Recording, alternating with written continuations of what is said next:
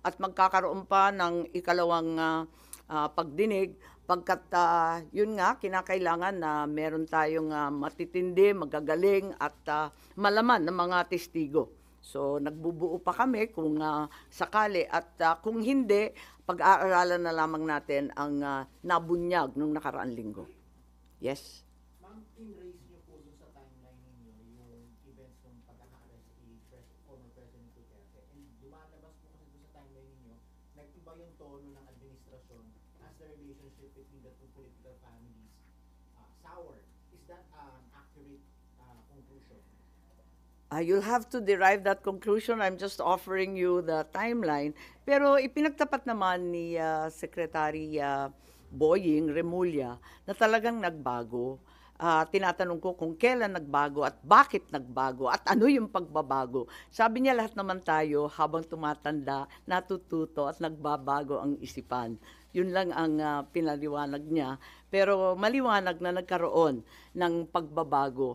Kaya nga, may nagsasabi na yung Interpol bawal sa kanila mag-issue ng red notice pagkat may duda sila na political. Kaya ang pinalabas lamang nila ay yung diffusion para hindi sila sumabit kasi pinagbabawal ng sariling konstitusyon ng Interpol kapag political. So ma'am, hindi masabi na may direct causality between the souring of relations and the change in the tone? Paulit-ulit sinasabi ni Secretary Boying Remulla na may konteksto ang lahat. At sa palagay ko maliwanag na may konteksto na talagang sumasabay sa alitan at pagwawalang tiwala ng dalawang panig itong mga pagbabago sa legal processes and our international stand, nagbago rin talaga. Ma'am, now that you finished or that you have your preliminary report, ano po yung nakikita yung legislation or are you planning a resolution for the Senate to take a certain stand? Ano po yung dulo nitong investigation? Well, ang dulo nito, maliwanagan tayo dito sa ICC. Yung iba nagsasabi na baka dapat ibalik na naman sa NBI at wag daw sa Philippine Center for Transnational Crime ang ugnayan sa Interpol. So may mga recommendations in policy, yun naman talaga ang ating pakay in aid of legislation. At alam din natin na hindi pa tapos to kasi may mga warrant pa na ilalabas. Alam natin na may 5 ng narinig tayo na laman nung ikalawang warrant na mula sa ICC.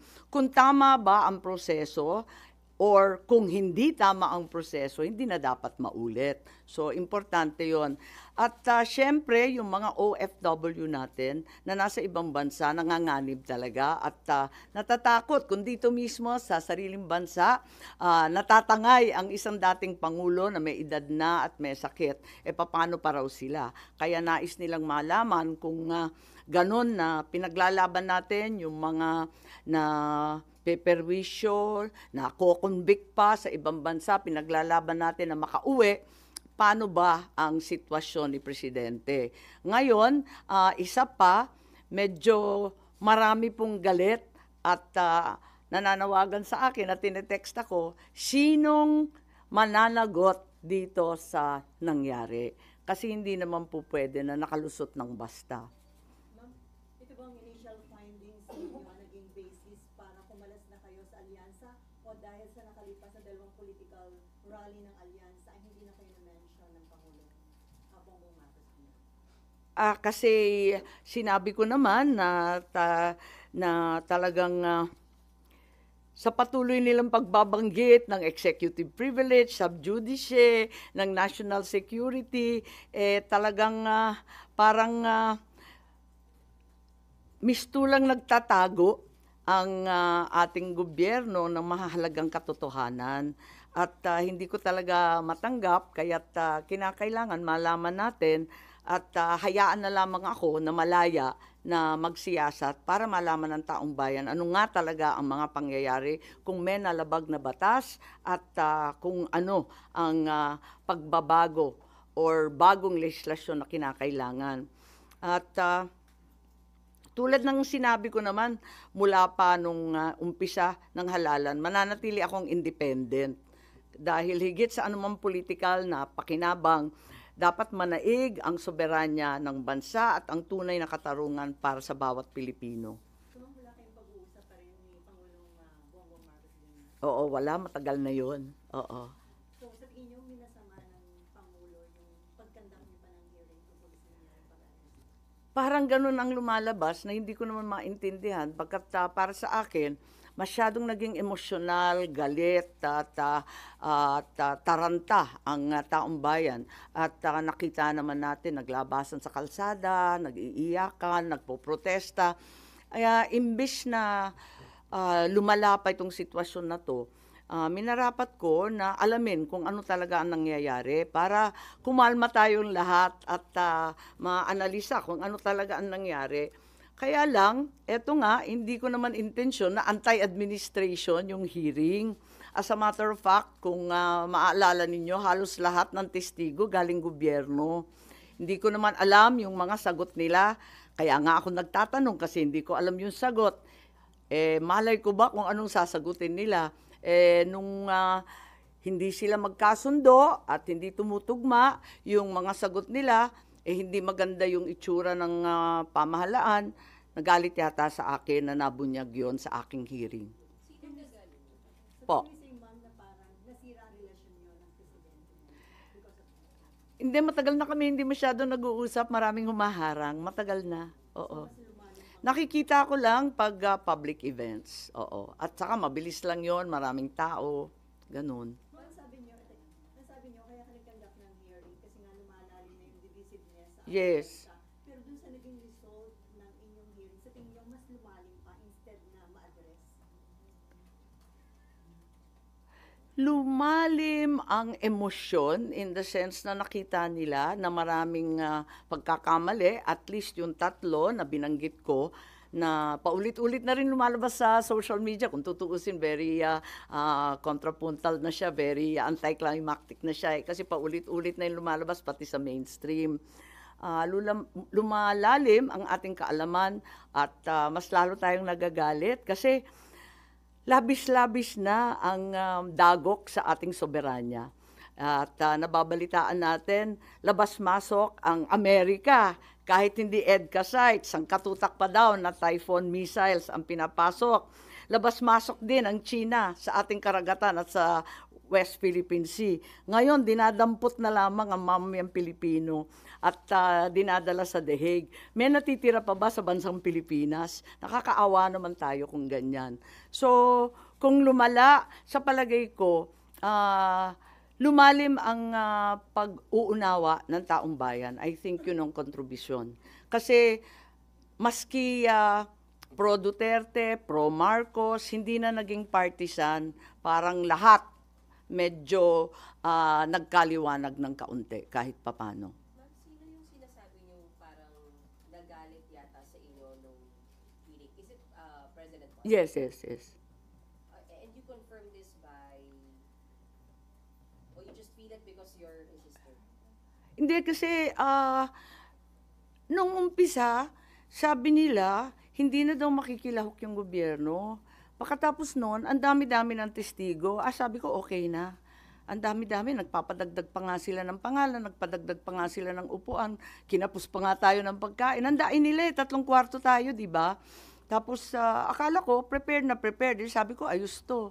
Nagulat naman ako nung nagalit na nga kasi nga siguro hindi nagkakasundo, yung mga sagot, hindi tumutugma. Hindi ko nakasalanan yun. Malay ko ba kung anong isasagot nila? Ngayon, paano nagalit? Kasi naalanganin na ako, hindi ako napunta. Gusto ko pa naman, over-prepared na nga ako pumunta doon sa Tacloban rally. Hindi ako pumunta. Tapos, mabuti na lang pala hindi ako pumunta at hindi na ako binanggit. Kaya ako nalaman. Ma'am, hindi, sa Cavite and Laguna ka lang man hindi binanggit. Sa Tacloban, ma'am, nabanggit pa. Nabanggit pa. Ganun. Mali. O di, So, ma'am, a-attend po pala sa Tacloban? nabanggit pa po. Ay, ganun. Hindi ko na maalala. Sa totoo lang, hindi ko masyadong tinututukan yung kampanya. Nandito ako sa investigasyon. Parang naisang tabi na, nakatutok talaga ako dito para malaman kung ano pa. Ma'am, yung Mm. campaigns Cavite, Laguna. You take it as mukhang masama loob sa inyo. Yeah, okay lang, walang problema. Kasi nga sabi ko, nakatutok naman ako dito, hindi naman na eleksyon, kampanya, politika ang pinaka-importante. Nangingibabaw sa akin itong mga dagok sa ating kalayaan, sa ating soberanya. Hindi ko kaya to eh. Talagang ipaglalaban ko yan eh. Yung pag hindi yung hindi binanggit, pagkatapos sabi labing isa na lamang ang kanilang kandidato, wag na tayo magpahirapan ng katawan. Sabi ko, kakalas na muna ako kung nahihirapan kayo. Mas madali naman ganun, okay lang sa akin, walang problema. May offer bang PDP laban, ma'am, para i-adapt kayo? Ang sabi may nag-aampon, hindi ko masyadong pinapansin kinakarir namin to eh. Naduling-duling na nga kami kagabi eh. Just in case open kayo, ma'am, kung sakaling i-adapt kayo ng PDP laban. Alam niyo maganda naman yung libre, di ba? Yung malaya. So, mula sa poll, sinabi ko, independent ako. Pero yun nga, dun sa lawag, syempre, yung anak ko nagmamaktol. Bakit hindi ako pupunta? Di pumunta ako, ganun. Tapos may mga kaibigan, pumupunta. Noong pa naman hindi naman ako present sa lahat ng lugar. Oo. Sa Carmen Davao, absent ako dun.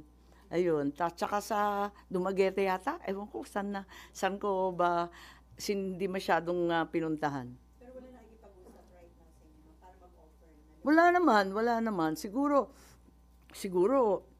nabunutan rin sila ng tinik na sabi ko, kakalas na lang ako para simple at klaro. Parang maliwanag na maliwanag. Mabalik ko lang po kay former President Duterte. Is it your conclusion as chairperson of the Foreign Relations Committee that what happened was extraordinary rendition? Hindi pa tayo maabot doon. Yung binasa ko 3 pa lang, preliminary finding pa lang to, na talagang walang obligasyon ang Pilipinas na i-aresto si dating Pangulo, na yung ating pamahalaan ang determinado na lumahok doon sa pag-aresto ni Presidente Duterte at ikatlo na nalabag ang ilang karapatan ni Presidente Duterte sa ilalim ng Saligang Batas ng Pilipinas. Ma'am, hindi totoong biglaan, pinagplanuhan siya. Yun ang inyong conclusion, pinagplanuhan. At tinitignan pa namin yung dates kung kailan nag-umpisa kasi walang kaliwanagan. At paiba-iba nga yung version. May lumabas nga na nagulat din ako yung March 12 lang yung DOJ, kung bakit ganun. Tapos na ang lahat, tsaka lang pala natanggap ng DOJ. Ma'am, kasi yun yung claim ni Vice President Sara na it was an extraordinary rendition. So, ma'am, ano yung nakikita yung grounds for it to be considered as extraordinary? Wala pa kami dun eh. Inaalam pa lang natin kasi nga preliminary pa lang to. Tinitignan ko pa lang dahil ang taas pala ng interest di ko akalain na ganun kadaming manunood. Tanong ko lang po, ayaw niya bang manalo? Bakit yung kakala sa administration at this point? Oo nga, sabi nga suicide bomber nga daw ako eh. Parang lagi nilang pinagmamalaki yung kanilang machinery. So why do this now? Because it's more important to me. May bagay na mas mahalaga sa politika. May bagay na mas mahalaga kaysa sa kampanya at panalo. Anong ibig sabihin ng senador na walang bansa? May kahulugan ba yun? Pero hindi yung indication na mas matimbang ang mga Duterte kaysa Marcos sa inyo. Palagay ko, lampas-lampas na to sa Duterte at Marcos. Ang pinag-uusapan na dito, yung soberanya ng ating bansa. Mabigat na to eh. Ibang usapan na to. Kung ano-ano ng dagok ang nangyayari. Eto nga, yung mga EDCA sites, yung mga Typhoon missiles, yung sangkatutak na banggaan, kuno, dyan sa West Philippine Sea. Ano lang matitira sa atin? Pati yung mamayan, dinadampot na lamang at naging probinsya na tayo ng Dahig. Ma'am, sabi ni Senate President Escudero, hindi daw na-compromise yung sovereignty ng bansa dun sa pag-aresto at pag-surrender kay Digong sa ICC. Kasi sabi niya, under existing laws, yung daw mga akusado ng crimes against humanity ay pwede talaga ireklamo sa ICC. And then, Pilipino at hindi dayuhan yung nag-file ng kaso sa ICC. And then, wala pa rin daw kaso dito si Duterte. So, walang local court ang naagawan ng jurisdiction dun sa pag-surrender kay Duterte. Wala rito si Senate President Cheese, hindi ako makikipagdebate na wala siya. Ba't nanginginig kayo na na-compromise yung sovereignty? Yes, very clearly. Sorry, sabi niyo, may mas mahalaga kaysa sa kampanya at panalo. So you're willing na matalo dahil sa pakikipaglaban niyo dito sa ICC arrest ni Pangulo? Di naman ako matatalo. May kandidato bang matatalo? Siyempre, lahat ng kandidato naniniwalang mananalo. Mas maraming Pilipinong nakikinig sa katotohanan kaysa sa kabulastugan. Kaya naninindigan ako na kinakailangan ipaglaban at tayuan. Ang mali ay mali, ang tama ay tama, ang batas ay dapat mangibabaw sa lahat. But you admit, ma'am, or do you feel na naapektuhan yung kandidatura nyo dahil sa Baliktad yata. Ramdam ko baliktad. Ano pong ramdam nyo? Kasi maraming tao na hindi naman masasabing pro Duterte, hindi naman sasabihin na anti-Marcos, na nagalit sa pangyayari. And you feel that will help your candidacy, ma'am? Hindi ako nag-imbestiga para mangampanya, para sumikat. Labis-labis na nga yung sikat namin. Yung apelyido ko nakakasindak eh. So ma'am, you will not make it part of your campaign messaging or magiging campaign issue niyo po itong arrest niyo? Hindi naman ako nag-imbestiga para magpasikat or ma-endorso or maging bahagi ng ibang partido. Nag-imbestiga ako para malaman kung ano talaga ang nangyari at kung talagang nasunod ang batas ng Pilipinas, kung talagang kaya natin tayuan ang ating soberanya at kalayaan. So may nakikita na po ba kayo so far kung sino yung dapat managot and anong violation? Yun nga, ang tinatanong ng lahat, sino daw kakasuhan. At yun pa ang inaalam natin. Kaya nga, maraming nagsasabi, bitin, dapat magka-second hearing. Sabi ko, basta makaproduce tayo ng testigo. Kasi kung hindi naman malaman at makatotohanan, ano naman uusapan natin. Maraming lihim. Ang maliwanag, malabo. Yun talaga, napakaliwanag sa lahat na ito. Maraming kinukuble, maraming pinagtatakpan, maraming hindi totoo. At marami tayong dapat siyasatin. But sa ganong level, ma'am, ng usapin, paano po yun? Cabinet Secretary level po ba yung dapat managot? Ano po yun? Hindi ko alam. Tulad ninyo, alam ko lang ang report ko at sa ngayon, hindi pa maliwanag talaga. Ang daming loose ends, ang daming butas, ang daming malabo. Ano po pong lalaman ng second hearing po? If you get witnesses, then what will... Well, unang-una, magkaliwanagan doon sa sinasabi ng international law, hindi naman pangkaraniwang practice yan, hindi naman araw-araw na yan ang pinapractice ng abogado, kinakailangan siguro yung ex-justice, yung mga framers ng konstitusyon, ang dating mga mambabatas, hindi ko alam, or else yung mga expert din sa international law, pagkatapos noon yung iba pa. Maraming nagsusulat di ba? Pero pag nabasa mo yung pahayagan, parang hindi naman sila neutral, parang lahat may panig, iniiwasan natin yon hanggat kaya. Pagkatapos noon, yun nga, yung katulad ng sinabi ko kanina, yung mga OFW, gusto malaman kung talagang maipagtatanggol ba natin sila. Eto na nga, dito sa Pilipinas, paano pa daw sila nagkakayod at naghahanap buhay sa ibang bansa. Kayang-kaya silang kunin. At saka yung mga nakakulong, makakauwi pa daw sila. Paano ba? Tapos, yun nga, sino mananagot? Maraming tanong pa rin talaga. Ma'am, nung na-elect si Bongbong as president, sabi niyo, ito yung chance to redeem yung pangalan ng mga Marcos. Considering dito sa issue sa pagka-aresto kay dating Pangulong, mariredeem pa ba? O sa tingin niyo nalagay sa Well, nanghihinayang ako, hindi lamang para sa pamilya namin, kundi para sa ating kasaysayan, no? Kasi nagumpisa sa amin nung EDSA, pagkatapos noon, 'di ba, nakulong din si Presidente Erap, si Presidente GMA, nahinto lang kay Presidente Duterte. Eto na naman, naaresto na naman.